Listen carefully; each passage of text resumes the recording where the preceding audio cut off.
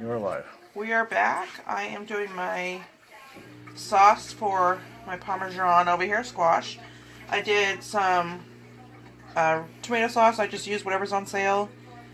And actually, I just discovered, because I needed to kind of supplement my sauce because I didn't have enough one day, is I'm putting about a half a can of condensed tomato soup in with it. And that's because usually I put a little sugar in my sauce because I don't like it real tart. And this actually sweetens it up. So I'm just going to mix it together. And then I have a tube Italian herbs. And no, I do not measure. Those of you who know me well enough by now that I do not measure. And we're almost out of herbs here, so we'll squeeze them out. Since I have garlic in the dish, usually I put some garlic in my sauce. I'm not going to put any in the sauce. Well, technically not. I'm using some Morton's Natural Seasoning, which has a little bit of garlic in it.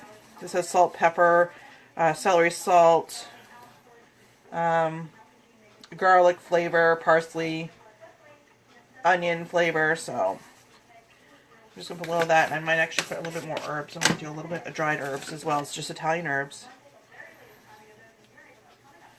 Let me mix it up and see what it looks like. Now you used regular tomato sauce. Yep, just regular tomato sauce. And used tomato soup. Yep.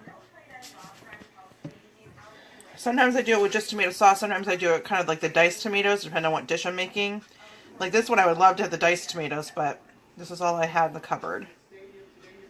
And oh, a little more herbs in there, I think. Now, I know you usually put a little sugar into yours. Are you going to put sugar into it at all? No, that's why I use the canned tomato soup that has sugar in it. And that is just enough that I don't have to put it in it. And I'm going to grab, I think, a little bit of onion powder to put in here. So, hold on. Okay, guys, I want to tell you about this wonderful device we got, this can opener. All you do is you set it on top of the can opener. And the can, and you turn it on, and it just goes around. And no more sharp edges with this can opener. Seriously, we got this at Walmart. It's called Touch Can, and I'll tell you this much: it's a wonderful kitchen appliance. All right, so I actually have onion, salt, not powder, because this is what I actually have. So I'm gonna put a little bit of that in. All right, so that should be good. I'm going to turn the burner on a little bit above, between medium, high. Do you put any olive oil in there to coat the pan at all? Nope. This is going straight in. This is actually going to coat the pan for you. So more or less, I'm not cooking the squash ahead of time.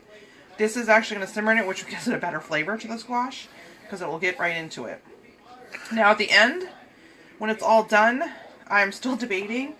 I have some bagged spinach and baby kale. I might actually sprinkle a few of those in there. It's fresh. And then let them kind of wilt just a little bit. I think I'm going to put some of those in at the end, just for some extra flavor and healthiness. So, I mean, you can more or less do anything you want in here. I'm just trying to do something my sister and I really like.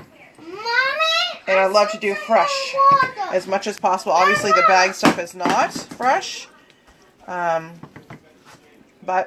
it will give it just a little extra flavor. So this is actually going to simmer down until the squash are tender. And, you know, depending on how thick you slice them, how long it takes, I'm just going to let this simmer. And then once it's done simmering, we'll come back and show you what it looks like. Okay, guys, again, you want to tell them the ingredients again that you've already put in. So I put summer squash and zucchinis, and onions, fresh garlic, and then I put a few whole sun-dried tomatoes in there. I'll give it a little extra flavor. And then I mixed up my homemade sauce with tomato sauce and about a half to 3/4 of a can of condensed tomato soup, and some Italian herbs, onion powder, Morton's Natural Seasoning. Mix it all together, and now it's going to set to simmer. And you certainly can. I'm going to put a cover on it for a little while to just kind of get it going a little bit better. And then at the end, I said I'm going to put some spinach and baby kale, but I'm also not so much on the health side, but I'm actually going to put cheese on top of it and get it all melted in. So we'll show you at the end once it's ready. All right, guys, we'll be back.